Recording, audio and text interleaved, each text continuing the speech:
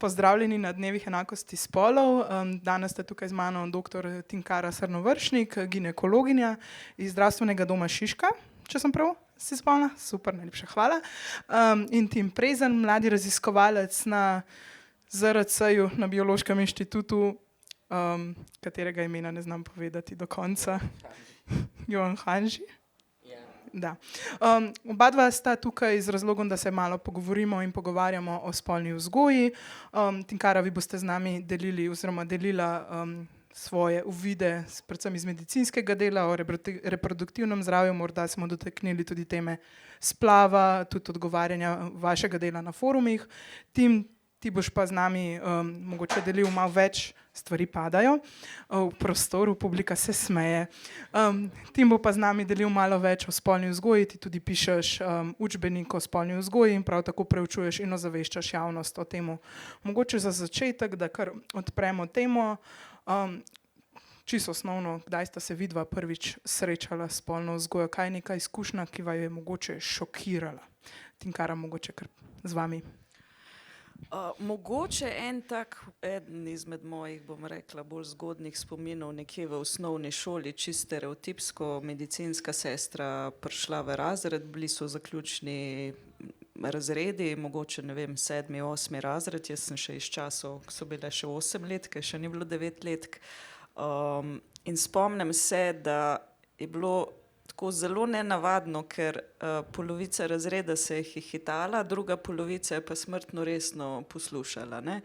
Ampak vseeno je gospa zelo korektno pač izpeljala svoje delo in kasneje potem pa je bila že kar bistvena razlika 1., 2., 3. letnik, kadar smo imeli v zdravstvenem domu za študente oziroma jaz sem Velenjčanka v Velenju in pa kasneje v zdravstvenem domu za študente predavanja.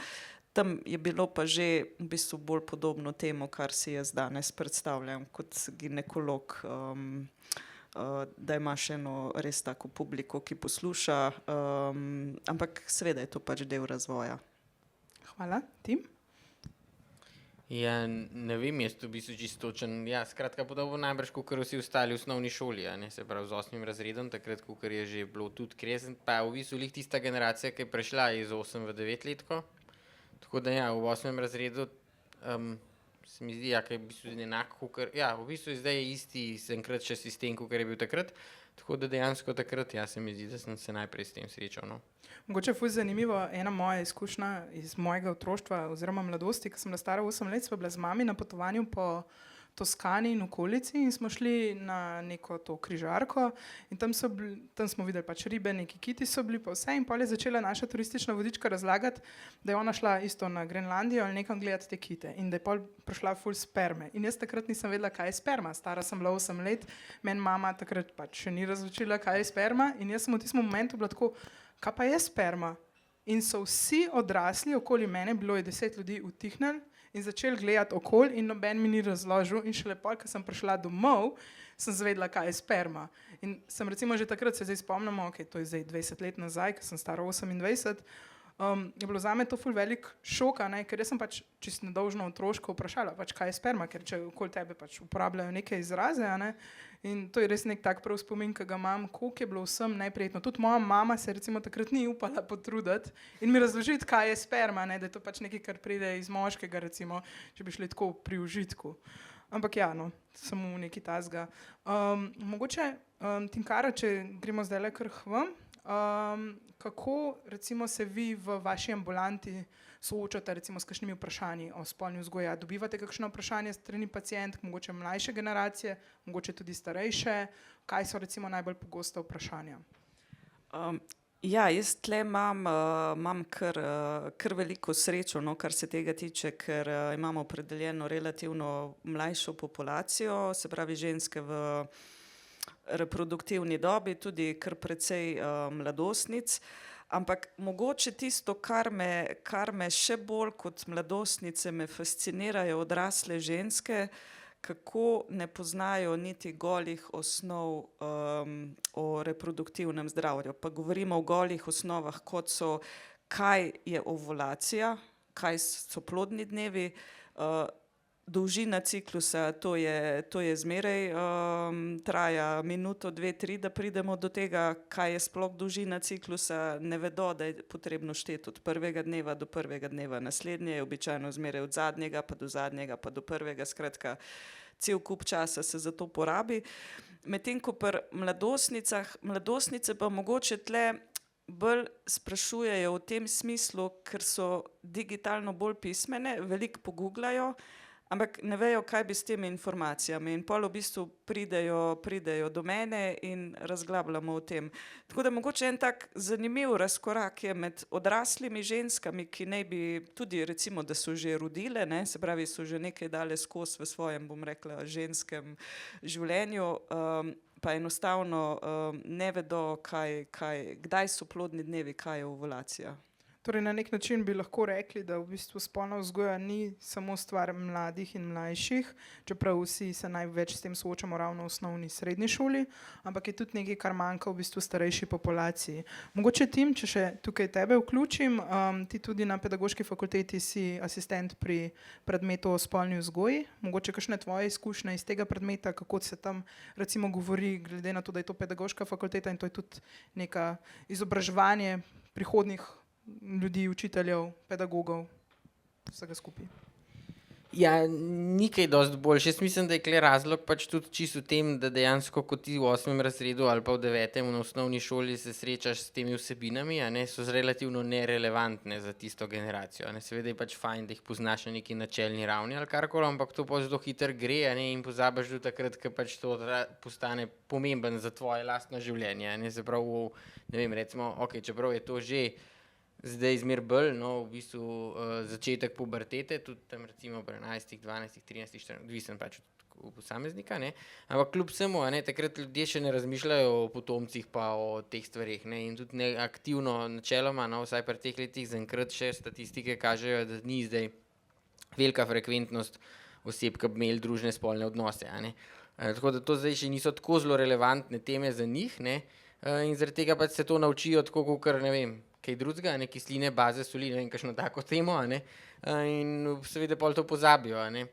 Tako da takrat, ko pa rata relevantno, a ne, v kasnejši dobi, a ne, pa pol pač to problem, zaradi tega, ker se nič kaj dosti ne spomnijo, pa tudi mislim, da je problem tega, da imamo zmer manj kritično mislečih posameznikov in je pač tudi pol tega ne znajo postaviti v kontekst, kakor je že kolegica povedala, ne, in je to velika težava. Zdaj pri tem predmetu samem, ne, probamo to vsaj malo popraviti, ker mislim, da te, ki pa izobražujejo, bi mogli bistveno bolj poznati samo ozadje, pa tudi kaj zdaj, kako to prilagajati, kako imeti več občutka, no, za to, na kakšen način pristopati pri teh vsebinah. Je pa problem, ker seveda ne, ni nič boljš niti pri teh, no, vsaj moja izkušnja je taka, ki so ja, mladi odrasli, no, v glavnem tudi moja populacija je bolj, ne, pač skoraj izključno študentk, ne, niti ne vem, če imam mogoče v celem letniku ene 3 študente, pa je že kar velik. Skratka, tudi one zelo, mene pa preseneča, dobro, niti ne toliko zelo ta fiziološki del, ampak že sam ta anatomski, se pravi, v glavnem to so ženske, mlade ženske, ki živijo s tem že recimo 20 let približno, ne, pa niti ne poznajo anatomije, osnovne anatomije svojega pač spolovila ali pa pač intimnih predelov, ne, pa sem prepričan, da je velika večina teh že spolno aktivna, ne.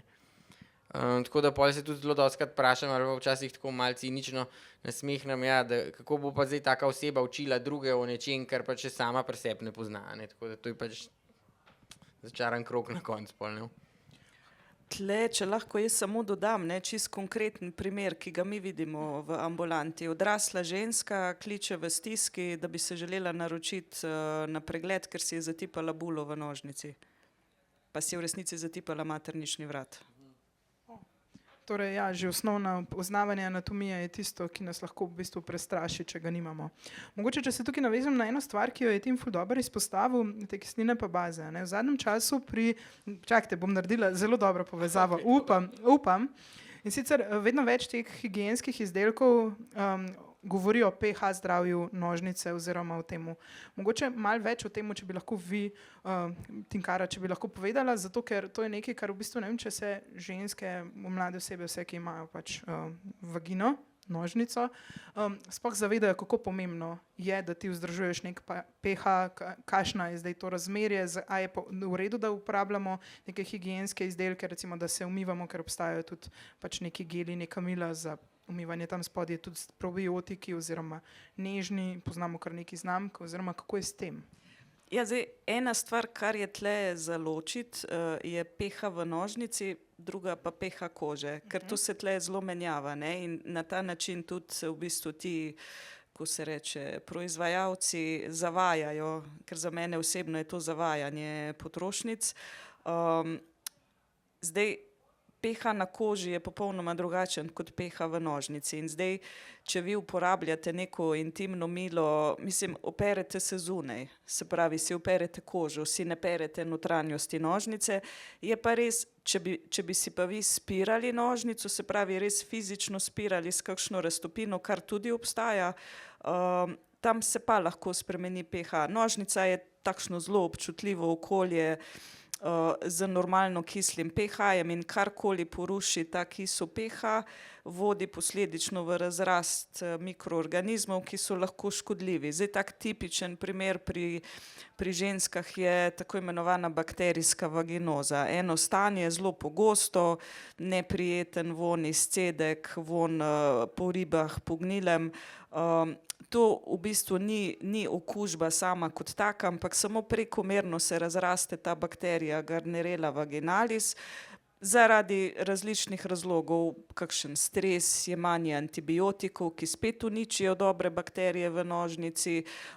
Recimo en tak zelo pogost razlog pri mladih, ki začenjajo spolnost in recimo ne uporabljajo kondoma in pride do izliva v nožnico, sperma je bazična.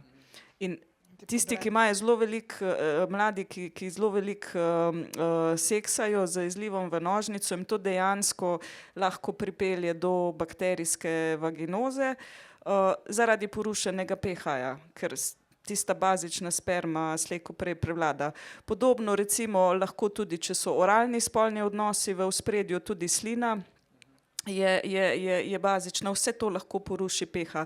Tako da jaz bi bila mogoče tle pri tem navajanju oziroma desperately seeking za ta pravi pH, bodisi vložkov in vsega, z malo zdrave kmečke pameti, če pomislimo, ne bo nekega vpliva, ne? Ampak edini nasvet pameten, ki ga lahko tle dam, je, da spirati nožnice pa res ni fajn, ne? Vse ostalo, intimna mila, pH, tak, onak, se v bistvu je to v bistvu stik kože, ni stik z sluznico nožnice. Mogoče na tem mestu se mi je samo utrnila ena misel, ne, sem zadnjič eno zelo zanimivo predavanje enega svojega kolega poslušala na temo suhosti nožnice, krovna tema je bila menopavza, ne, in te spremembe in on je v bistvu zelo dobro razdelal te lubrikante, ne. In v bistvu je tam cel kup lubrikantov, ki so tudi pri nas na voljo, na oljni bazi sploh ni fajn in samo določeni na vodni osnovi, pa še to samo določeno osmolalnostjo. Tako da tudi tle mogoče samo en tak intermezzo ni čisto neposredno povezano s pH-jem, ampak zdajle se mi je utrnilo, ne, ker tudi mladi dosti uporabljajo lubrikante, ne, da se tudi tukaj pazi dejansko kaj, da se kupi ta pravega, predvsem ne na oljni osnovi, ti dokazano zelo dražijo in niso fajn. Pa je mogoče v prihodnosti kje načrtovano, da bi se naredil mogoče nek pregled, mogoče na NIJZ-ju ali pa kjerkoli, mogoče ti pišeš to knjigo o spolni vzgoji, da bi bilo recimo prav razdeljeno, da bi bili neki nasveti res, poleg tega, ko ste videli, kje znamke so v redu ali ne, zato ker pač kupci, vsi smo kupci, a ne, vsi tudi kupujemo stvari ful hiter, v bistvu lahko pademo po to in mislimo, da bomo s tem recimo si kaj olajšali, zelo težko pa velikrat prijemo po nasvet, zdaj ne vem, kakšne imate vi izkušnje kot zdravnica, ampak tudi sama vem, da veliko mojih kolegic, kolegov najprej recimo mene vpraša po kakšne izkušnje, čeprav nisem sama zdravnica, a ne, in recimo, kaj narediti, recimo ti zdaj pogruntaš, da imaš bakterijsko vaginozo, kaj so oni nasveti, torej kličeš ginekologa, priješ na pregled, kaj lahko sam narediš, ali ne moreš nič do pregleda, mogoče kaj okoli tega. Ja, se mi običajno zmeraj, ko se ženske obrnejo na ambulanto, nekako prva, bom rekla, fronta je zmeraj samo zdravljenje. Pač da gredo v lekarno, ne, kakšne te preparate, zdaj če navajajo težave bolj v smislu kakšen sirast, izcedek, srbečica, so to najverjetneje glivice, se svetuje kakšen kanesten ali pa kakšna protiglivična učinkovina oziroma svečke z borovo kislino.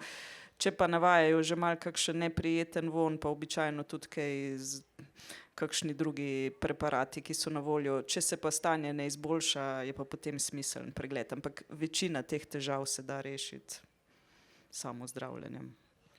Mogoče ti tvoje izkušnje, študentke, študenti tudi kaj sprašujejo, ali pa mogoče ti si naredil tudi pregled vse dostopne literature o spolni vzgoji v Sloveniji, a so bile kakšne take stvari posebej izpostavljene, ali to nekaj, kar je še zmer bolj rezervirano, predvsem za pogovore pri ginekologu, pri ginekologinjah, oziroma če karkoli na to smer nanesla v literaturi.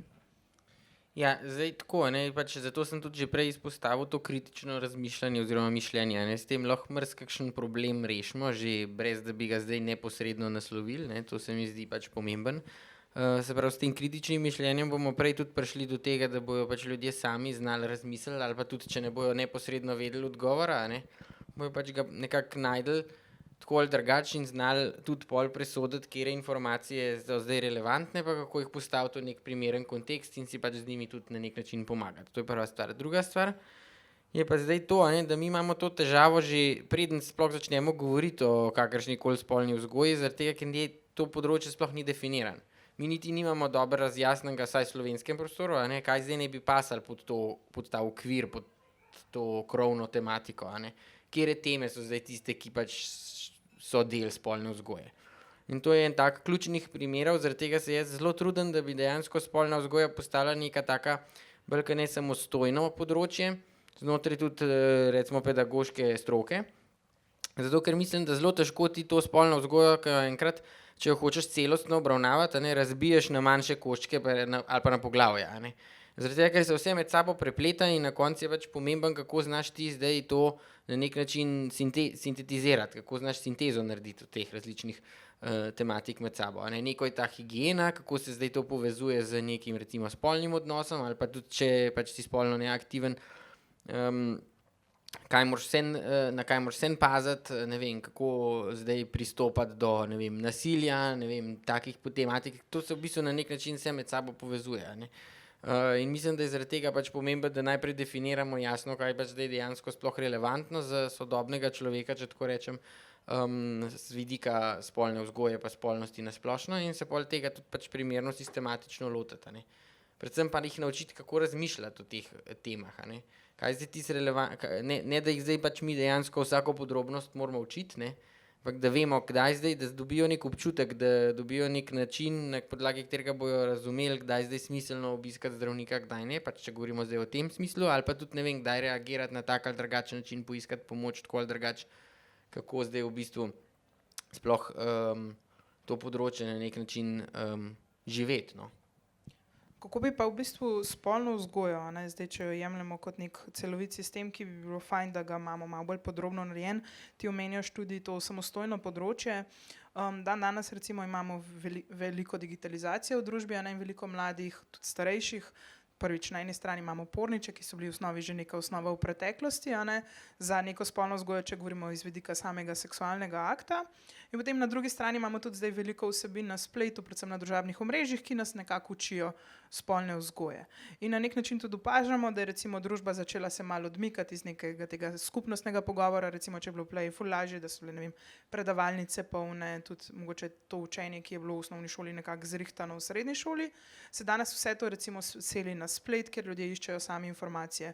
Kako bi mi lahko poskrbeli, ali pa recimo, če zdaj samo razmišljamo malo bolj, lahko tudi kreativno, da bi ljudje, ti govoriš recimo veliko o kritiki, a ne, o kritični presoji, a ne, ampak kritična presoja je nekaj, kar ti vzgojiš čez čas, a ne, se ti moraš to naučiti, moraš začeti tudi razmišljati, malo ven iz te cone obdobja, da to, kar ti razumeš, ni nujno vse, kar je, ali vse, kar je resnično. Kako bi lahko poskrbeli, ne vem, za mlajše, tudi za starejše generacije, da bi lahko tudi vsebine, ki so v spolni vzgoji danes danes se recimo ful pojavlja vsebin, kako seksati, kako priti do orgazma, kako poskrbeti za svoje zdravje, katere ingverje moraš pojesti, kako popiti neko limonado, ne vem, ful je teh vsebin, ne, točno te prebiotike moraš kupiti, pa bo nožnica zdrava, recimo, zelo dober primer, ali pa če želiš trdga, moraš jesti takrat pa takrat to sadje. Mislim, ful je takih informacij, ne, in tudi ful je dezinformacij. Kako bi lahko recimo vsi stupi, a bi tukaj morali narediti morda interdisciplinarno povezovanje, kako bi začeli lahko to nagovarjati in tudi vzgajati, a ne? Ker spolna vzgoja na nek način se učimo sami o spolnosti, ampak na drug način moramo pa tudi vzgajati družbo o spolnem in o spolnosti. Mogoče vajni premisleki. No, pač, jaz mislim, da je tukaj tako, ne, da dejansko gre za neko specifiko, ki malo odstopa od drugih mogoče področji, ne, predvsem z tega vidika, da je to zelo prikladna ali pa priročna tema tudi z tega stališča, da pritegne pozornost. Zato je zelo veliko nekih, zato je tukaj pravzaprav toliko zoprn, ker je poplava ratala teh vsebin, ne, ker nekdo pač, ker se hoče na nek način spromovirati, ali ne vem, zdaj imamo neko dobo influencerstva in vseh teh raznih ustvarjalcev vsebin, kakor se jim reče, ne? In teh je zdaj zmer več in zmer težji pridejo, oziroma zmer manjši so te koščki pogače, ne? Ki jih pač vsak posamezen, recimo temu ustvarjalec, no?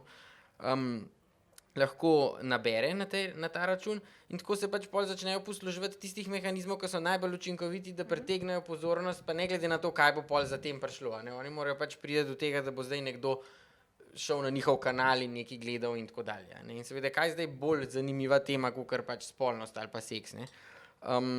In tukaj pač je velik problem, zato ker te pač pol trobijo vse sorte okrog, ne, ker nima lahko nobene zveze ali pa nima to tudi nobenega primernega konteksta, ne, predstavljajo to kot neko izobraževalno vsebino, čeprav zato nimajo nobene osnove ali pa tudi ni primerno kontekstualizirana. Smo pa ratali zelo, tudi to kaže na to, saj to je pač simptom na nek način tega, da smo ratali zelo instant družba. V bistvu mi bi radili vse tako in zdaj in ne, to je pa problem. Ja, na ta način, ne. V bistvu spolnost pa ne more funkcionirati na tak način, če hočemo, da bo pač nam služila ali pa da bomo mi od tega nekaj konstruktivnega imeli, ne. To pač pomeni, da zdaj tukaj dejansko ta princip, ne, več ko to vložiš, več časa, ki si vzameš, boljša bo izkušnja, ne, bolj boš lahko, mislim, več boš od tega imel, ne. In ta princip, ne, instantnosti pri tem sigurno ne pomaga, ne, in tukaj pač zdaj dostikrat so te recepti, noben od njih ne deluje, ne, po tem smislu, ne, tole pojej pa bo redu, ali pa, ne vem, s tem se namaš pa bo boljše, ali pa, ne vem, ne, to je dejansko zgolj samo ta potrošniška logika, ne. Torej populizem. Ja, to je čisti populizem, ne. Se meni recimo se tle utrne, sem ravno zadnjič eni debati sodelovala, ker so ta prehranska dopolnila, ne. Ja. Ker na koncu je še zmeraj pač ženska tista, ki se bo odločila, če bo to jemala, ne. Mi lahko, ne vem, konkreten primer, sindrom policističnih jajčnikov, ne, najpogostejša endokrinološka motnja pri ženskah, ne, se pravi res ena odlična ciljna populacija za tovrstne zadeve, ne. Vsaka si želi imeti lepo kožo, ne želi brk, ne želi brade, hoče imeti redne menstruacije, ne samo 2 na leto, ne. In v bistvu tam lahko ti njej kot ginekolog, lahko jo pošleš endokrinologu, lahko oba ji razlagava o mehanizmu, zakaj je dobro, da je določena zdravila, ker lahko zboli za sladkorno boleznijo, ker ni fajn, da ima samo 2 menstruaciji na leto, ampak ne, njena odločitev bo na koncu vseeno, da bo za, ne vem, 30 € na mesec jemala ena prehranska dopolnila brez kakršnekoli znanstvene osnove, ne. Pa to je en tak čist banalen primer, ne. Zdaj tle, ne vem, v bistvu zelo težko vprašanje, težko na tole odgovoriti, kaj narediti, ne. Vse te poplave informacij, ki še zmeraj je na koncu, ne vem, v tem primeru mladostnik tisti, ki se bo odločil, ampak jaz mislim vseeno, da neka baza, tako kot je zdaj, more biti in more ostati, ne, ker zdaj vseeno za neko, bom rekla, večino populacije pa to kljub vsemu najde mesto, no, to je moje mnenje. Ja, ja. Ja, lahko kar. Imamo komentarje iz publike. Hvala. Mislim, jaz se s tem strinjam in to je res idealna pač situacija, ki bi mogla biti pri nas. Ampak jaz kot nekdo, ki ima dejansko ginekologa in ima pač težave z svojimi hormoni, imam izkušnjo, da imam ginekologinjo, do katere itak prvič sem rabila 100 let, da sem si jo sploh lahko izbrala. Drugič, vsakič, ko jo kličem, rabi vsaj 3 tedne, da dobim termin. Recimo meni so diagnosticirali prvič hormonsko neravnovesje, da bi me sploh kdo poslal na krvni test in sem takoj dobila tablete. Noben mi ne zna povedati, kaj točno mi tablete naredijo. Takšne stvari so potem v bistvu. Meni se zdi, da se tudi zaradi tega veliko ljudje obračajo ravno k tem kvazi znanstvenim dodatkom, ravno zato, ker pač je naše zdravstvo, sploh ginekološko zdravstvo, v tem stanju trenutno, da veliko uporabnic in uporabnikov ne pride do njega v bistvu. Ne? In tudi, ko pridejo do njih, potem pač tudi dostikrat so tako malo ignorantsko odvrnjeni, ker pač imajo zdravniki toliko pacientov, da se dejansko s temi ne morejo ukvarjati. Ne? Tudi ne zmorejo, verjetno. Ne? Tle, ja, to je lahko problem, ampak recimo meni, če kak kolega reče, jaz recimo glede na to, da imam, kot sem že rekla, mlado populacijo opredeljeno in so zelo veliko na kontracepciji, ne, tudi sama se čisto po profesionalni plati, ker precej s kontracepcijo ukvarjam, ko mi reče kak kolega, pa kje ti najdeš čas za kontracepcijsko svetovanje? Lej, jaz si ga vzamem in v bistvu vse se da zoptimizirati, ne, pač delo si moraš znati organizirati, ne, jaz recimo osebno in kot ženska in kot ginekolog, jaz še danes ne razumem, kako lahko si ti zaposlen v zdravstvenem domu in te zunaj 10 žensk čaka. Kako lahko imaš, mislim, tako dezorganizacijo dela, da jih 10 zunaj čaka 2 uri, pa si samo v ambulanti, ne rečem, da si recimo hospitalni ginekolog te kličejo na operacijo in podobno, ne. Jaz mislim, da tle seveda pač od ginekologa do ginekologa, ne, je pa res, da mogoče kakšne stvari se nam zdijo včasih čisto samoumevne, ne, ženskam pa ne, bi si mogoče želela kakšno informacijo več, ne, ampak ne vem, jaz imam tle tako izkušnjo kot ginekolog, da če sprašujejo, lej, sploh ni problema, se pogovarjamo, verjamem pa ja, da ni vse posod tako, ne. Ja, jaz mislim, da je v bistvu tukaj, to sem tudi mislil nekako s to instantnostjo po drugi strani, a ne, da je pravzaprav, mislim, zdaj, če se navežem na pedagoški proces, ki ga mogoče malo bolj poznam, ne, tam je tudi to zelo ključne so te neke nevidne, recimo temu, no, nevidne povezave v družbi, da to zdaj dobro deluje, a ne, se pravi, mi moramo neko zaupanje vzpostaviti. In tukaj, če hočemo, da bomo mi človeka nekaj naučili, ali pa še, če gremo še eno stopničko višjega, dejansko vzgojili, da bomo imeli nek vpliv na njega, ne, moramo pravzaprav vzpostaviti neko zaupanje v tem odnosu. Zato si moramo pa ja, seveda vzeti čas, ne, pa moramo biti potrpežljivi. Tukaj mislim, da je ta problem, da zdaj smo pač prišli do tega, da je neka kritična masa in na eni in na drugi strani, a ne, nekaj je pač mogoče to, kaj mi želimo, ali pa kar sploh imamo neke možnosti, drugo je pa kar pač mogoče, ko tudi to presežemo, ne, dejansko pa pol fizično ni več mogoče tega vzpostaviti, ne, in danes bi nekdo hotel imeti zelo na hitrco nekaj, to je pač na strani uporabnika, če tako rečem, ne, na strani tistega, ki pa načeloma nudi neko storitev, recimo, če je to ginekolog, lahko je pač to nek učitelj, lahko je kdorkoli, pač, ki tukaj zdaj ki je deležnik, no, v tem sistemu. Je pa tudi to, ne, da smo si seveda lahko zelo različni, pa različne motivacije pa interesi so tukaj zadaj, ampak dejstvo pa je, ne, da če da seveda si moramo znati dober čas organizirati, hkrati mora pa tudi ta potrpežljivost pa ta odnos se gradi dalj časa, no, pa mora biti na obeh straneh porazdeljena, ne. Tako da tukaj jaz mislim, da je v tem največji problem, ne, da dejansko, ja, danes enostavno ni več, si ljudje ne znamo več vzeti časa en za drugega, zato da bi nekako zgradili ta odnos pa to zaupanje, ker skozi to bi potem pač teh stvari bilo precej manj, ne, teh nekih, ker no, na drugi strani, ne, pa te, ki pa ponujajo te pripravke, ne vem, rešitve in tako dalje, oni pa ravno na to ciljajo. Oni si pa vzamejo neskončno veliko časa za nekoga. In to je tisto, kar oni v resnici prodajo. S tem oni nekoga prepričajo. nobenega v resnici na koncu ne zanima, ne, ali je to zdaj znanstveno potrjeno ali ne. V glavnem oni hočejo dobiti skozi ta odnos, se zgradi neko zaupanje in to v bistvu na koncu medicina tudi, če tako grdo rečem, prodaja. Se pravi to, ne, da mi nekoga pomirimo, da mi nekomu damo neko upanje v to, da bo pač zdaj to boljš, da mu mi lahko pomagamo in to, da mu tudi razložimo, da on razume, kako in zakaj in kdaj mu bo zdaj nekaj ali pa nekaj drugega pomagali, ne.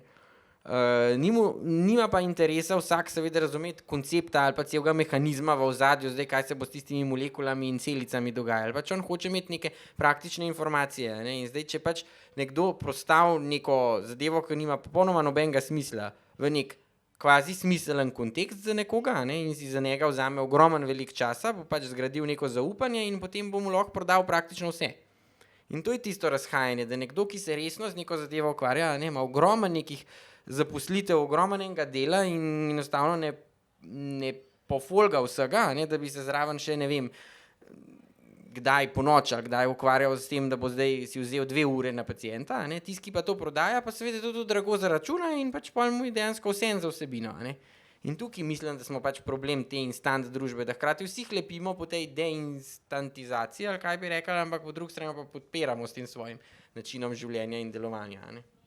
Ker jaz recimo, jaz zelo zagovarjam stališče, če govorimo v kontekstu kontracepcije, ne, ker pri kontracepciji je zmeraj problem komplianca, ne, zdaj razen, če nima ustavljenega ženska materničnega vložka, ker na tisto pač ne more vplivati, ne, ampak zmeraj rada naredim kak slajd v svojih predavanjih, 2 stavka. Najboljša uporabnica kontracepcije je zadovoljna uporabnica kontracepcije, 1. stavek. 2. stavek, da bo zadovoljna uporabnica kontracepcije, mora biti pa informirana. 2 stavka. In jaz mislim, da sva zdaj oba dva glih to.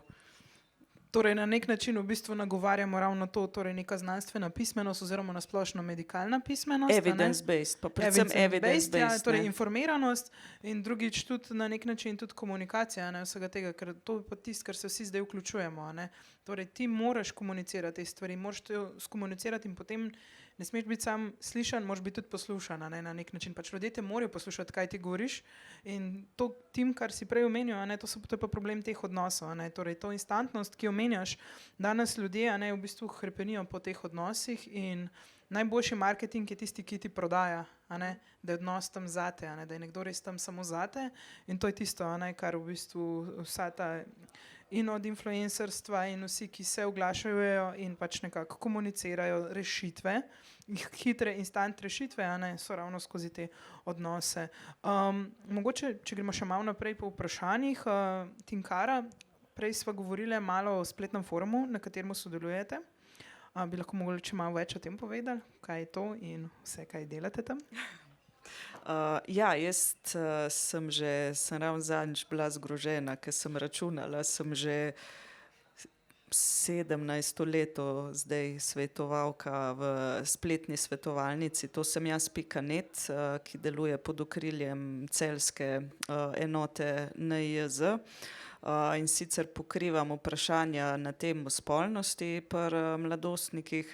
Zdaj v praksi to pomeni vsak dan 1, 2, 3, tudi več vprašanj, ki so seveda pač različna, predvsem bom rekla starostno specifična, tisti mlajši mladostniki, bolj te telesne spremembe, starejši pa že recimo, če so na kontracepciji ali pa kakšne težave, pa bolj v to usmerjeni, ne. In ja, tle moram reči, je en tak res zanimiv pa dober vpogled v razmišljanje mladih, za katerega moram reči, da mi tudi pri mojem delu v ambulanti precej pomaga.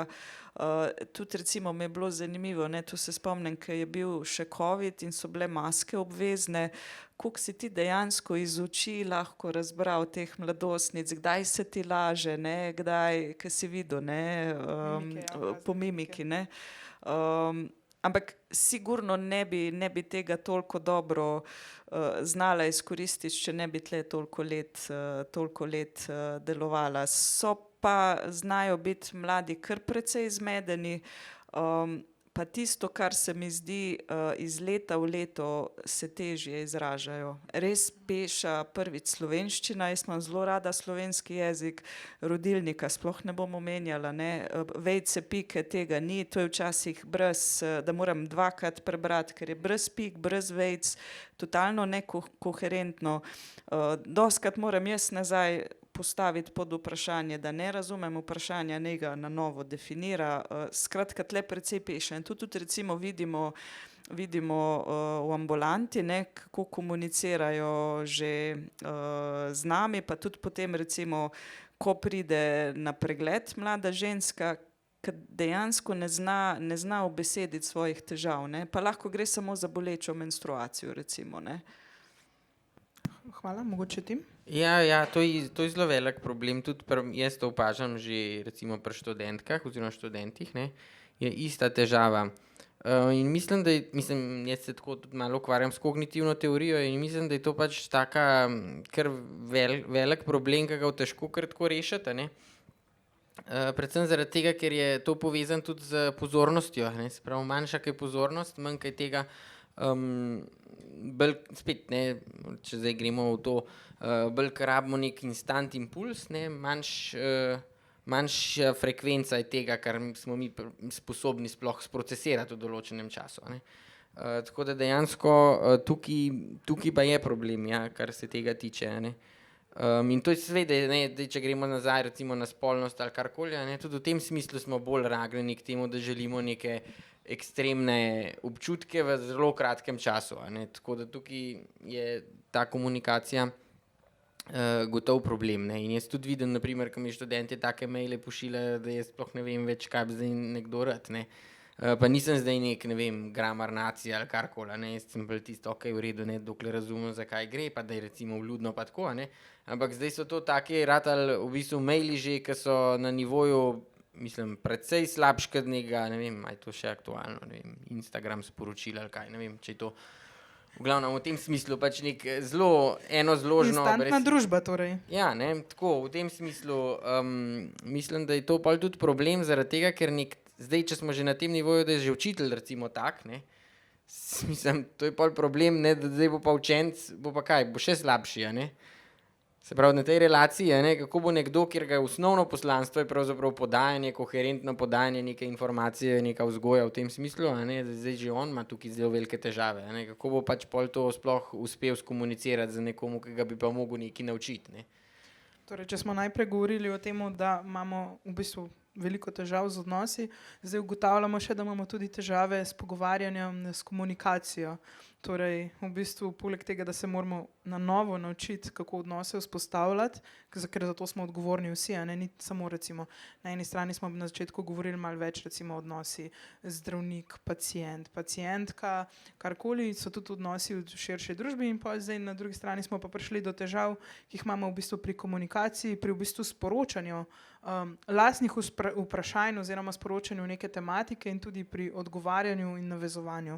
Torej v bistvu ugotavljamo, da spolna vzgoja na nek način, a ne, je v bistvu ful bolj kompleksna, če recimo, ker je to pač naša glavna tema, torej spolnost, da pač samo to, ker ti želiš govoriti o seksu, ki je valjda zanimiv ali pa se želiš spraševati o temu, moraš tudi se nekako naučiti pravilno postavljati vprašanja, a ne, ker če ti ne znaš vprašanja pravilno postaviti in tudi ne dobiš odgovora, kar pomeni, da v bistvu ne moš niti priti do neke vrste spolne vzgoje na nek način, a ne, mislim, tako malo zdaj govorim na širše, ampak tako, ko ugotavljam, da v bistvu veliko težav je ravno pri tem, ne, torej na eni strani na odnosu in na drugi strani na komuniciranju, a ne, tudi zato, recimo jaz sem ful podpiram to komuniciranje znanosti oziroma čim več komuniciranja, zato ker se morajo očitno ljudje tudi na novo naučiti, a ne, postavljati vprašanja, komunicirati, neke tematike odpirati.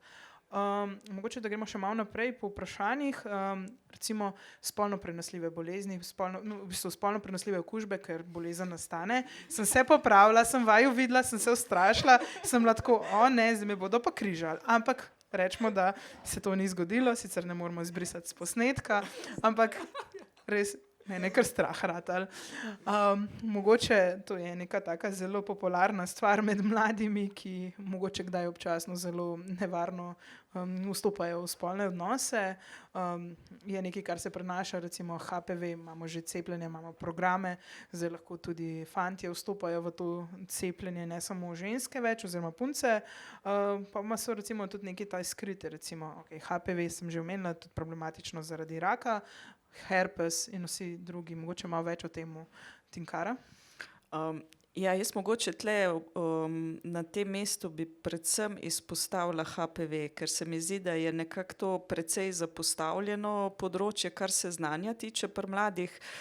Jaz se spomnim, še moja specialistična naloga je bila na temo spolno vedenje slovenskih srednješolcev več kot 10 let nazaj in tam nekako pa nas niso presenetili rezultati, katere spolno prenosljive okužbe najbolj poznaš, se pravi, veš, kaj se bo zgodilo in kako se prenaša. In je bil daleč na prvem mestu HIV.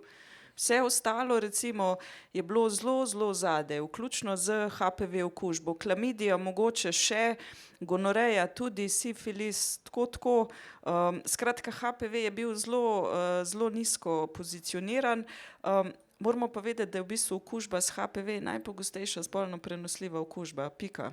Tle nekaj za filozofirati, ne. In večina mladih oziroma večina ljudi se okuži v prvem letu po začetku spolnih odnosov.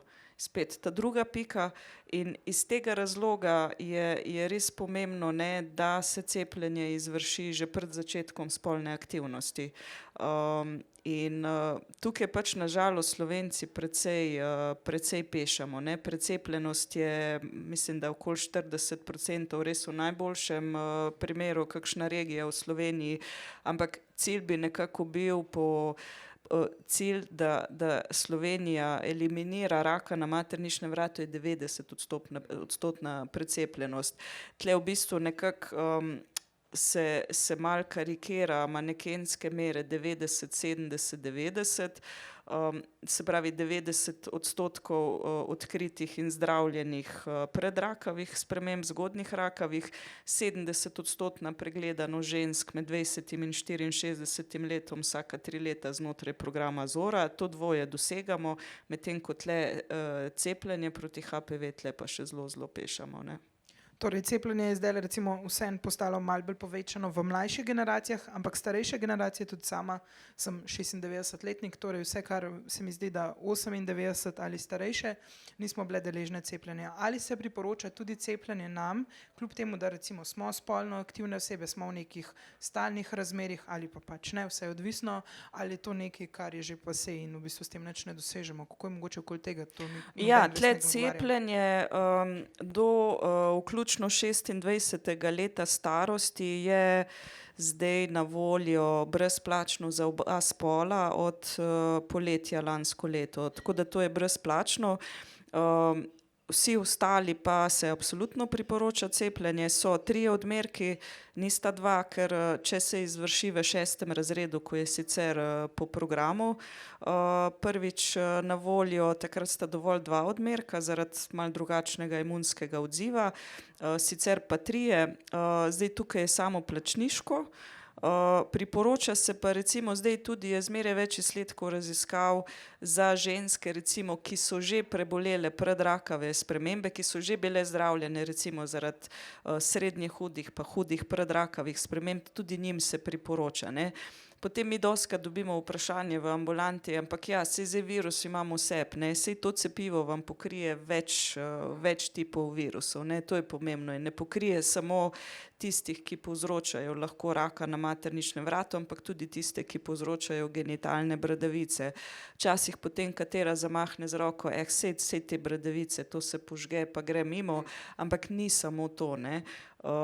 Prvič, kozmetični efekt, to mislim, mogoče v tem kontekstu zanemarljivo, ne, če govorimo o zdravstvenih posledicah, ampak lahko privede na koncu do še kakšnih drugih rakov, pa če se recimo zelo razrastejo te bradavice, tudi v bistvu kvaliteta življenja zelo okrnjena, da o moških ne govorim, ne. In tudi recimo primeri dobimo posredno kakšen primer, kjer recimo je moški že potem v zrelih letih mož zbolel za rakom na žrelu, rak žrela, in v bistvu žena pride prestrašena v ambulanto, kaj zdaj naredita, se moram jaz tudi kaj testirati, kako je s tem, ne. Zdaj tle je zelo težko biti pameten, ker HPV okužba je taka zelo specifična, lahko tudi vztraja 20 let, pa potem izbruhne, ker to je en virus, ki napade celice, in tle recimo je zelo težko včasih svetovati, če dobimo kakšne slabe izvide pap brisov, teh brisov materničnega vratu, kjer je najverjetneje v ozadju HPV okužba, ali pa se dejansko izkaže, da je ženska HPV pozitivna, ker ginekologi testiramo po smernicah ob določenih izvidih, je indicirano še testiranje na HPV. Tle recimo ne boste verjeli, to tako boleče se zaje ta okužba v partnerski odnos, pa je lahko stabilen še ne vem kako, kdo je komu prinesel, kdaj je komu prinesel, ampak tega mi ne moramo vedeti, ne. Ravno zaradi te narave tega virusa, da lahko vztraja tudi več let v telesu in izbruhne, ko so ugodni pogoji. En tak tipičen primer, kdaj lahko izbruhne, pa ženska sploh ni vedela, da ima ta virus v sebi, nosečnost. Nosečnosti, kjer je itak spremenjen imunski sistem, se prestrašijo, kaj se mi tle zdaj bradavice pojavljajo, pa ni nujno samo na spolovilu, ker obstajajo tudi kožni tipi tega virusa, se pravi ti tipi, ki povzročajo bradavice, ne vem, na rokah, po telesu, ne samo te genitalne. In tle je res težko svetovati, voditi v bistvu tak pogovor, sploh recimo, če je partnerski odnos že v osnovi malo, bom rekla, načet, ne, kaj zdaj ta slab bris, pa posredno HPV okužba, kaj zdaj to pomeni, kdo je koga varal, kdo ni koga varal, to zna biti res problem, ne. In tle jaz vidim res dodano vrednost, ne, da če še zmeraj ostanemo pri spolni vzgoji, se pravi, da se res osvešča o teh zadevah in HPV definitivno ena izmed okužb, kjer je treba to znova in znova naslavljati, ne, ker verjetno v HIV-u danes vemo vse in še več, tudi je postal kronična bolezen, ampak te kakšne druge okužbe predstavljajo pa kar veliko breme, sploh že zaradi tega, ker zelo pogosto potekajo popolnoma brez znakov, naredijo vam pa lahko celo razdejanje, recimo klamidijska okužba, in je na koncu neplodnost za rastline, kronične bolečine in ni lepo, ne. Sploh se mi zdi v luči, zdaj če smo prej omenjali Instagram in podobno in razne te spletne zmenkarije, Tinder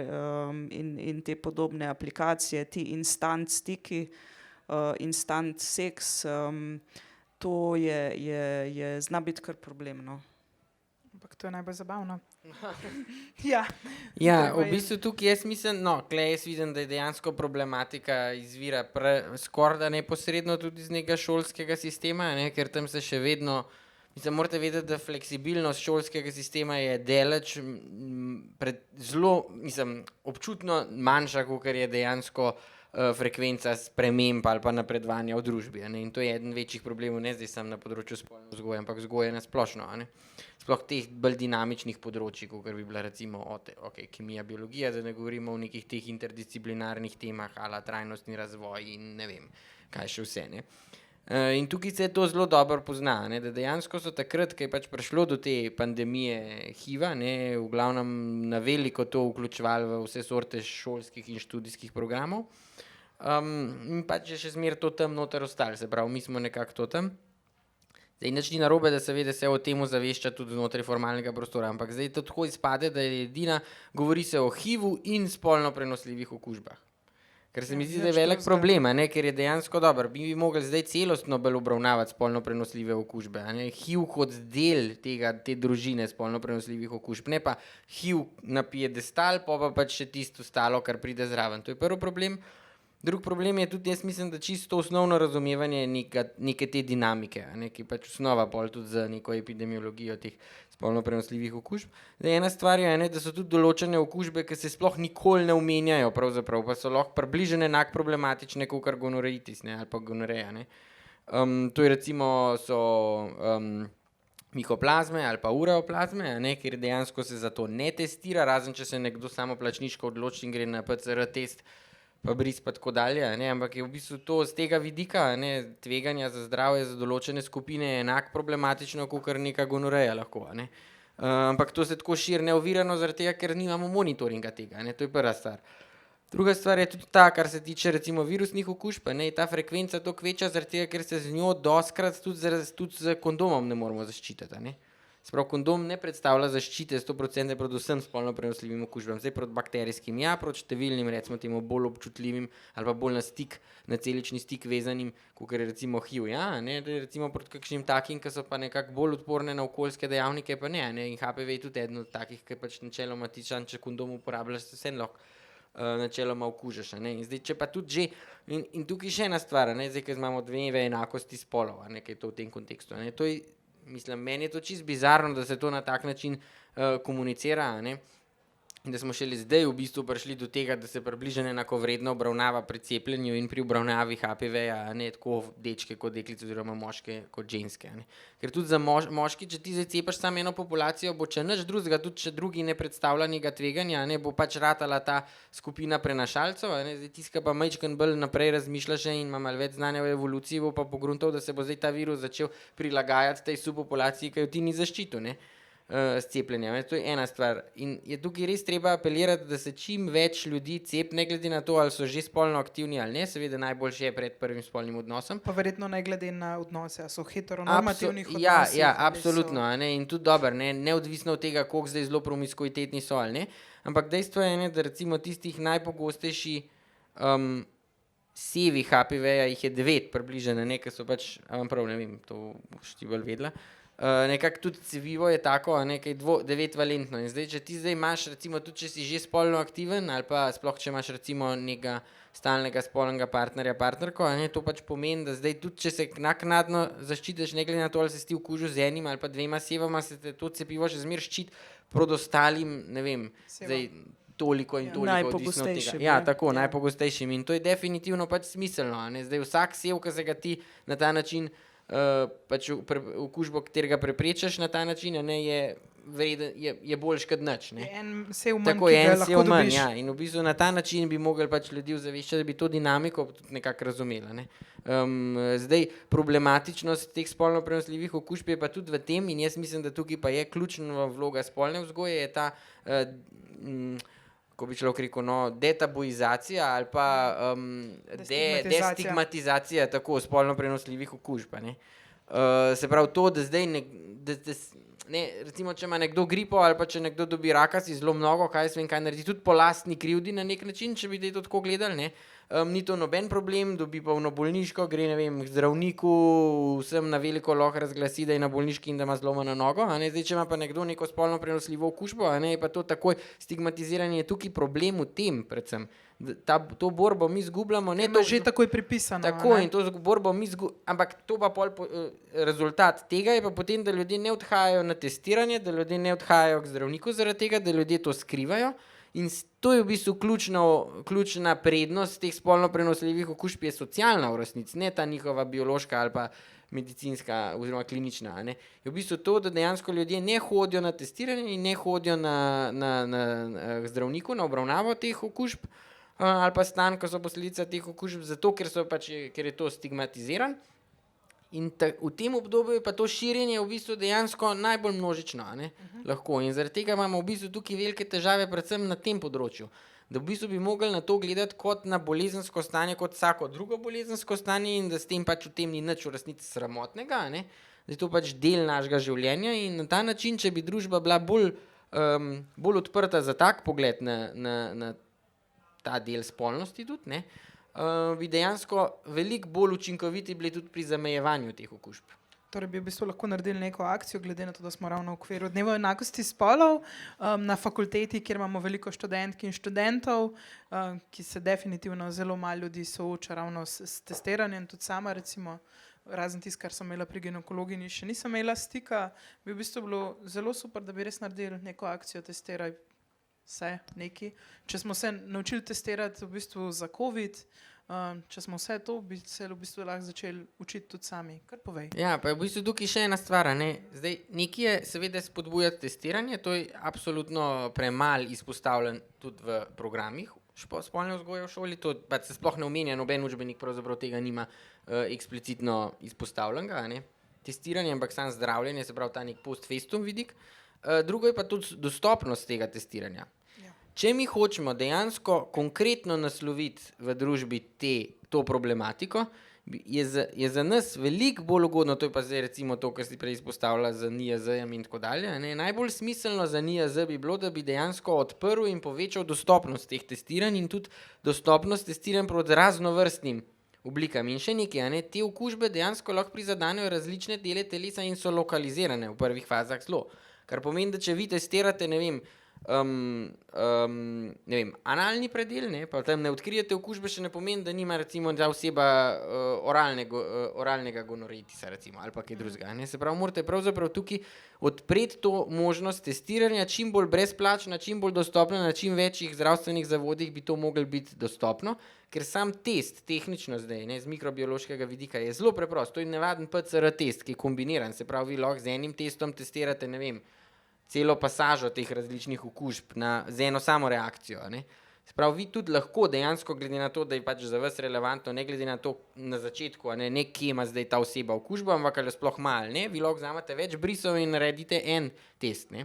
In se pol ukvarjate s tem, kje ga zdaj ima, ko vi ugotovite, ali zdaj je pozitiven ali ne, pa lahko rečete, ok, kje je zdaj najbolj verjetno mesto, ali pa naredite ločen test po žrelu, po genitalijah, pa recimo anusu, ne. Tako da v bistvu bi mogli ta program testiranja, ta program monitoringa te spolno prenosljivih okužb bi mogli popolnoma spremeniti pri nas. Čeprav moram poudariti, da ne bo zdaj tako izpadlo, kakor da zdaj pa smo zelo slabi, imamo ta program za določene skupine enega izmed najboljših tudi v svetovnem merilu.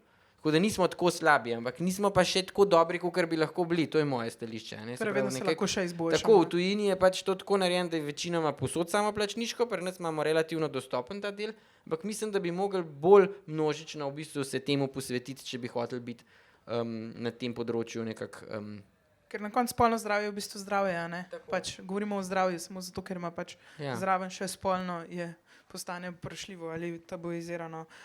Tinkara, mogoče... Jaz mogoče tle bi sam še se navezala, ker smo o cepljenju govorili, ne. Mene v bistvu zmeri znova me fascinira, ne, sploh se mi zdi po covidu, ki je itak šlo navzdol, ne, ta proticepilska agenda in proticepilski način razmišljanja.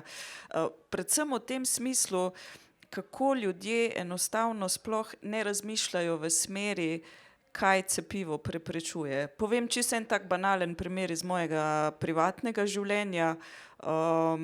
Zavračal kolega cepljenje otroka proti davici, tetanusu in podobno, ker je na neki bioresonanci otrok pokazal neko alergijo, ne, to je bil glavni razlog, skratka otrok ni bil cepljen po programu. In potlej sem jaz njega vprašala, pa ti sploh veš, kaj pomeni za tvojega sina imaš, ne, če on zdajle zboli za mumpsom, ne, če bo recimo zbolel, da bo dobil mumps, ne. Pa se kaj mene to briga, Tinkara? Se reka, ne, se ravno to se moraš vprašati, ne, a veš, kaj pomeni, če bo zbolel za mumpsom, kakve posledice lahko ima, ne. Pa on mene, mislim, kar nekako skuša zignorirati, ne, zminimalizirati. In pol mu pa povem, lej, če tvoj sin zboli za mumpsom, obstaja velika verjetnost, da ne boš ti nikoli dedek. In je bil seveda njegov odgovor, Tinkara, saj to ni smrtno nevarno. Se rekla, v redu, a pa ti veš recimo, kaj tvoj otrok lahko doživi, če bo dobil tetanus, če zboli za tetanusom. Pa kaj me to briga, Tinkara, ne bom ga cepil, ker ima na bioresonanci dokazano alergijo na ne vem katero učinkovino. Se reka, lej, če tvoj otrok faše tetanus, to pomeni, da bo najverjetneje pri polni zavesti in mu bo krč ob hrbteničnih mišic, mu bo zlomil hrbtenico. Tvoj otrok bo pa pri polni zavesti gledal te bo v oči, ko ga bo v bistvu loku, ne? Scary. Ja, in zdaj recimo pri HPV-ju, ne, če se navežem na HPV, ampak hočem to reči, ne, v bistvu čist plastično je treba te stvari predstaviti, ne, ker ljudje pač, veliko ljudi na drugačen način razmišlja, vidi samo eno plat, ne vidi pa te plati, ne, in recimo konkretno pač mi, ambulantni ginekologi, imamo, ne vem, mame, tete, babice, hčere, skratka cele generacije in včasih se mi seveda zgodi, ne, pride kakšna mama na pregled pa me vpraša, poslušajte, hčera je v 6. razredu, a ne jo cepim ali ne, o tem je zdaj govora, ne. In potem se običajno pogovarjamo na način, da tisto mamico jaz vprašam, glejte, dajte razmisliti, kaj bi vi svoji hčerki, recimo, da je zdajle ne cepite, ne, kako bi vi skomunicirala svojo hčerko, da recimo pri 23, 24, kar pogosto vidimo, ne, v ambulanti, zboli za hudimi predrakavimi spremembami in ji pač svetujejo, da se odreže delček materničnega vratu, da pač z laserjem ne bo dovolj, da se en delček materničnega vratu odreže. Kako ji boste v bistvu vi odgovorili, ko vas bo vprašala, mami, zakaj me nisi cepila v 6. razredu, pa bi me lahko dala, ne? Zakaj se moram zdaj s tem ukvarjati, ne? Hočem to reči, tudi v bistvu ta komunikacija, saj tudi z naše strani bi mogla biti, to je moje osebno mnenje, na takšen način, ne cepljenje, najpogostejši stranski učinki, ne vem, lokalna reakcija, malo rdečine, anafilaktični šok, 1 na, ne vem, par milijonov, ampak v bistvu dejansko čist plastično, kaj to pomeni, ne?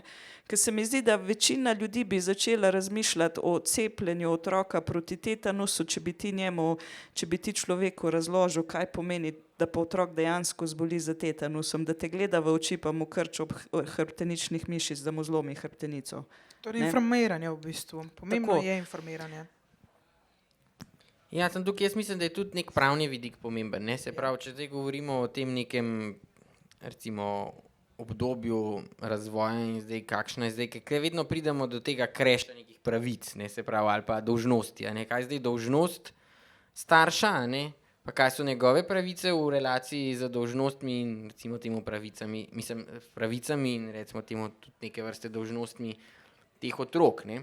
Zdaj, problem je v tem, ne, da dejansko jaz mislim, da tukaj bi mogla pravna ureditev slediti temu, da ti seveda, ne, ko se načeloma je približno tako, ne, da ti kot starš seveda imaš možnost vzgajati otroka po lastni vesti znotraj tistih okvirov, ki otroku omogočajo eno ali pa drugo enako varno, recimo, odraščanje do tiste točke, ko se bo on sam lahko odločil o svojem telesu. Se pravi, to zdaj pomeni, ne, da pri cepljenju ali pa pri pač tveganjih za razvoj nekih hudih posledic, ne, zaradi neke odločitve starša, ne, bi tukaj pač mogla biti ta pravica definitivno na strani otrok. Se pravi, otrok ima pravico, da je zaščiten do 18. leta, ko se lahko sam odloča, ali bo cepljen ali ne. Se pravi, tukaj gre za veliko razliko med otroškimi boleznimi, s katerimi cepimo, pa med boleznimi, ki so pač vse splošne. Se pravi, da se lahko pač odrasel zdaj cep proti, ne vem, covidu ali karkoli, ali pa proti prav otroškimi boleznimi, a ne, ker tam dejansko, a ne, gre za to, da pač to cepljenje je načeloma smiselno dejansko za te majhne otroke, a ne, in tam se je treba vprašati, ali je to sploh, mislim, tam dejansko ni, se mi zdi pravno sprejemljivo, da bi zdaj starš imel možnost odločitve, ali bo otroka dal cepati ali ne, zaradi tega, ker ne da otroku niti možnosti, oziroma mu ne more dati možnosti, da bi se sam odločil, ker to je ne nazadnje njegovo telo, a ne, on bi se v resnici mogel odločiti, ali se bo lahko cepil ali ne starš na mesto otroka, a ne. Zaradi tega, ker je tveganje definitivno višje, kakor je pa pač korist te neke pravice do vzgoje po lastni presoji, oziroma po, ne, skladno z lastnimi vrednotami in prepričanji, ne. Tako da tukaj tudi ta del se mi zdi zelo pomemben, ne, da je pač nekaj komuniciranje teh golih dejstev, nekaj pa tudi postaviti človeka na realna tla, kvaj zdaj otroka, da to ni lastnina, da to ni nekaj, s čimer ti upravljaš, ampak da je to nekaj, za kar ti skrbiš. do točke, ko pač sam lahko poskrbi za sebe. A ne. To je ta ključna distinkcija, ki jo pač veliko ljudi dejansko ne razume žal. Torej, če smo na začetku govorili, kako pomembni so odnosi in potem nadaljevali s komunikacijo, zdaj ugotavljamo, da je v bistvu zelo pomembno informiranje in to, da pač prave informacije tudi pridejo nekako do vseh deležnikov. Mogoče na tem mestu bi tudi publiko vključila, če ima morda še kakšno vprašanje. Nimata? Mata? Jaz bi v bistvu že vprašala nekaj, kar mogoče ni ravno 100% povezano s tem, kar vidva delata, ampak zdaj smo se res toliko ukvarjali z biologijo, pa z zdravstvom, pa sploh zdravstvom žensk, kar je pač prav. Se mi pa zdi, da zdaj v bistvu zadnjih par let, pa se že kar nekaj časa v ta pogovor in tudi v medčloveške odnose vedno bolj vstopa tudi razne influencerske struje, ki niso toliko vezane z zdravstvom, pa z tem, ampak bolj z družbenimi odnosi. Recimo zdaj imamo boom seksističnih in mizoginističnih influencerjev, ki so izjemno uspešni, ne? In ki jih mladim fantom algoritem servira takoj, ko se prijavijo na TikTok, in to je dejansko znanstveno dokazano. In ki jih mladi fantje dejansko gledajo. In jaz sem tudi, mislim, res je, da se ne ukvarjam toliko z otroci, kot se mogoče vi, ampak pač sem že imela kar par delavnic za osnovnošolske otroke, ker sem ugotovila, da če imam 20-12-letnikov, da vsi so zagotovo že vsaj en video Andrewa Tatea videli in seveda to pač pusti posledice, ne. In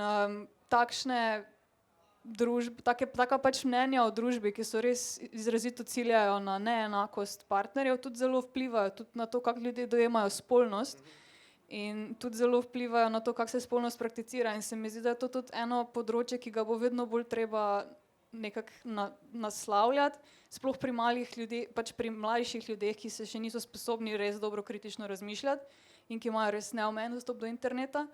Pa ne vem, v bistvu imamo kako sploh strategijo v to smer, se sploh o tem pogovarja, kaj. Ja, jaz mislim, da v bistvu tukaj zdaj lih zato jaz se močno zavzemam za to, da bi imeli spolno vzgojo mnogo bolj sistematično pa formalno urejeno, a ne. Ker tega seveda nadzirati je nemogoče, ne, kaj zdaj ti otroci pridejo, do česar pridejo na internetu. In tukaj moja dikcija podobna, kakor zdaj sicer že malo pase zgodbo z pornografijo, a ne, v kontekstu seveda teh seksističnih TikTok in tako glavna pornografija je mnogo starejša od tega, a ne.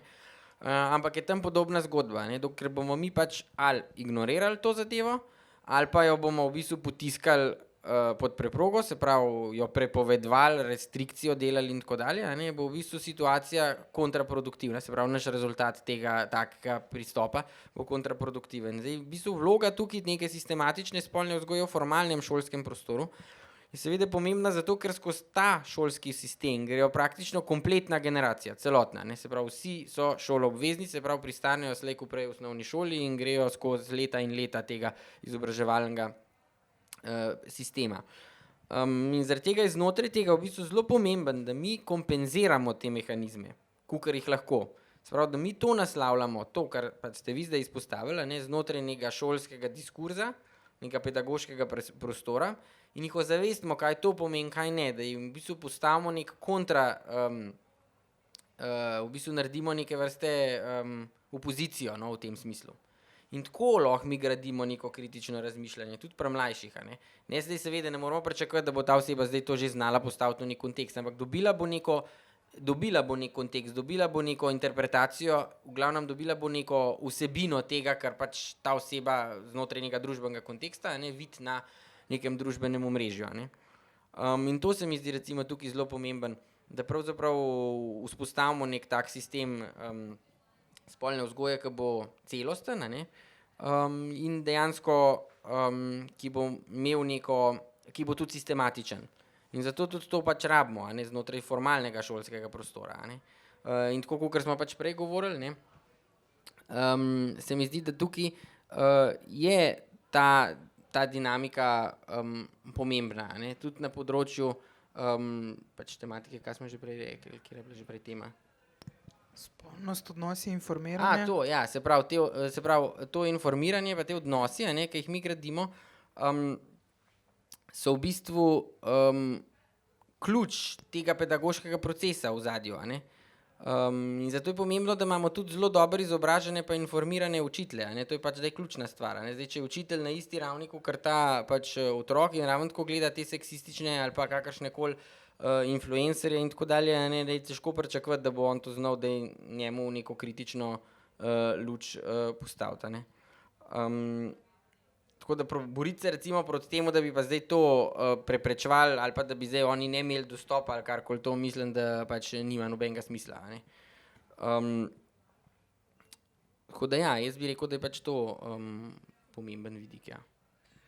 Ker jaz bi tle mogoče še dodala, ne, glih ta aspekt, varnost na spletu, pa ta kritičnost, ker dejansko, če pogledamo čiz tega nevrobiološkega vidika, so ta leta med 13. in 15. letom najbolj kritična v smislu, ker imajo mladostniki občutek, da se jim nič ne more zgoditi, ne. Ravno zaradi tega, ker se ta sistem nagrajevanja, to mogoče še ti več znal povedati, teh dopaminskih povezav, ki se vzpostavljajo. Zato je tukaj res pomembno, da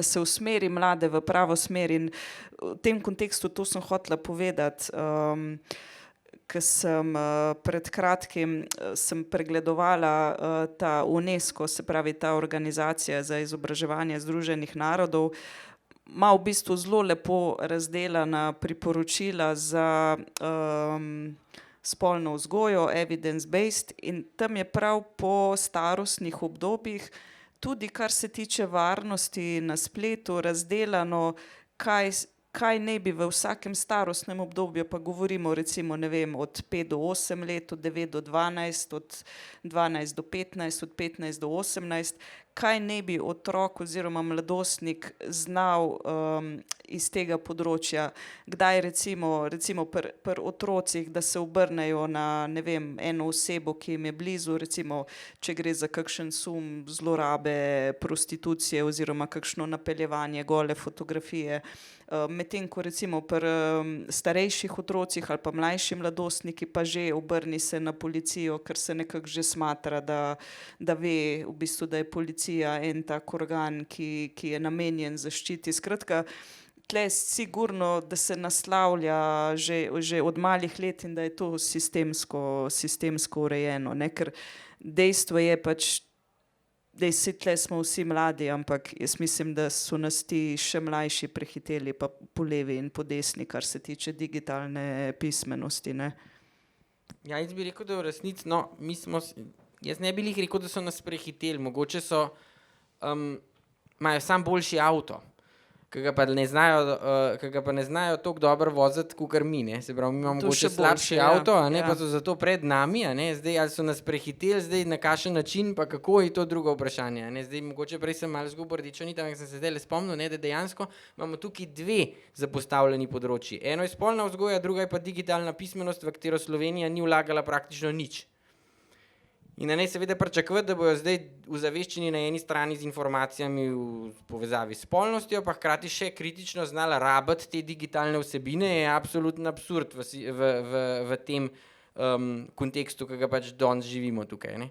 Tako da v bistvu bi tukaj mogle te vsebine, a ne, med sabo biti mnogo bolj povezane pa prepletene in tudi predvsem učitelji, a ne, ja seveda, a ne, boljši izobraženi in pač boljš ozaveščeni v rabi tega, a ne, se pravi, kaj vse je možno in kaj vse se na tem področju lahko naredi, a ne, tako da ja, pač mi bi mogli zdaj nekako si nabaviti boljši avto, če tako rečem, a ne, in hkrati njih učiti ta avto pol tudi primerno voziti, a ne, kdaj lahko stopijo na plin, kdaj pa boljš bremzo uporabiti, a ne, recimo, če zdaj uporabimo eno tako analogijo. Ja, in dejansko v tem obdobju se da marsikaj narediti, če ga dobro poznamo, a ne, ker moramo se zavedati, da sami spolni hormoni niso, sploh testosteron ni zgolj hormon, ne, to je pač nek sistem, ki nima samo, ni to tako razdeljeno, okej, to je za telo, to je pa za možgane, a ne, in da je enosmerna da informacije tečejo enosmerno, ampak testosteron je močen neuromodulator, posebej v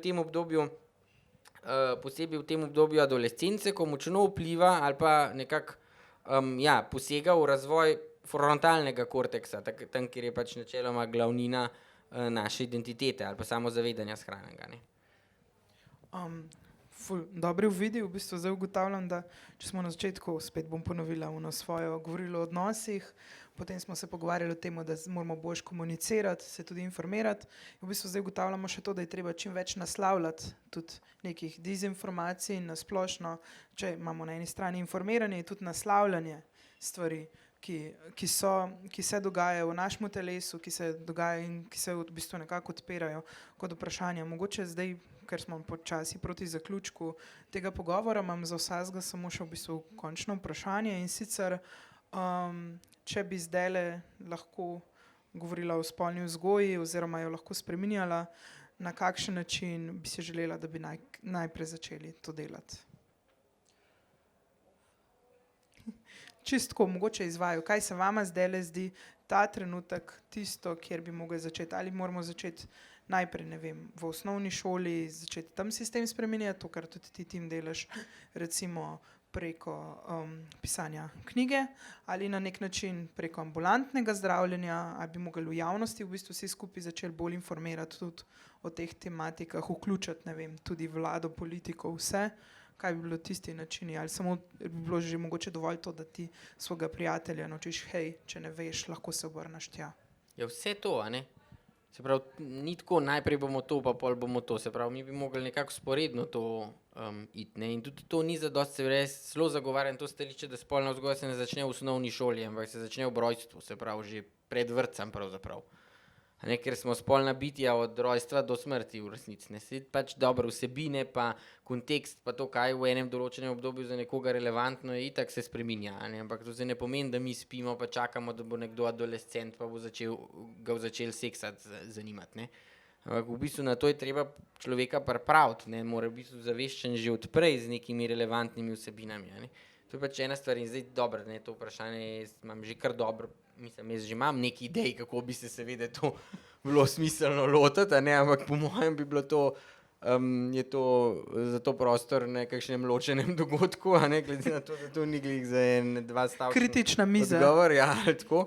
Ampak skratka, ja, ne, sam bi bilo pa treba na večjih frontah naenkrat to začeti, a ne, sam neko top-bottom approach, se pravi, da bomo mi zdaj spreminjali kurikularne sisteme, pa da bomo zdaj nekako, ne vem, postavljali pravila, pa zakonodajo usmerjali, ne, s tem ne bomo nič dosegali, ne, hkrati pa tudi ne več sicer z tem pristopom bottom-up, da zaveščam, to se jaz zdaj trudim, kakaj je dosti drugega itak, pač ne preostane trenutno, a ne, da zdaj čim bolj nove generacije učiteljev oziroma pedagogov ozaveščam v teh temah, a ne, in bojo potem mogoče oni ratali pač prepoznali pomen tega področja, ko bojo enkrat prišli v šolo, a ne, in bojo bolj pritiskali na te inštitucije pa na ostale kolege, da bojo v bistvu več tega delali. To je nekako pač moja ideja, ki jo edino zaenkrat poznam z tega nekega bolj, recimo temu, akademsko-aktivističnega vidika, a ne, kaj dosti drugega itak, ne, nimaš, se pravi, delaš s tistim, do česar imaš dostop, ne.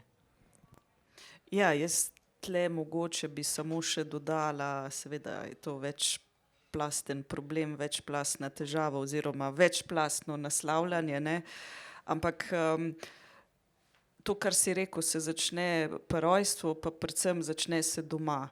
Ker en tak primer, ki me nažalost še danes, pa zdaj smo kaj 2025, ne, me zmeri znova pretrese, ker dobim vprašanje, na to sem jaz, stara sem 13 let, dobila sem prvo menstruacijo, sem v hudi stiski, kako ne mamici povem, da sem jo dobila.